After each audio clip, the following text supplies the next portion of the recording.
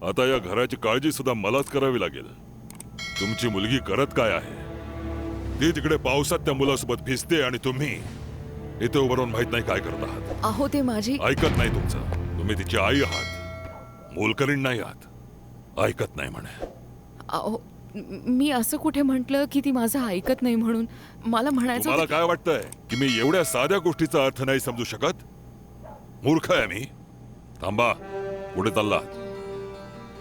मी तुम्हाला किती वेळा समजावून झालंय की हा सगळा हलगर्जीपणा मी सहन करणार नाही. मी तिच्याशी बोलेन नक्की. कोणाला आई? तुझ्याशी. माझी इच्छा नाही की माझ्या घरात या प्रकारे अनोळखी मुलं यायला लागतील. I don't like it. माझ्या पाठीमागे इकडे चाललंय काय? What is happening in my house? अहो तो एकच मुलगा आहे तो, आणि ते पण कधी कधी. कोणाबद्दल बोलताय तुम्ही?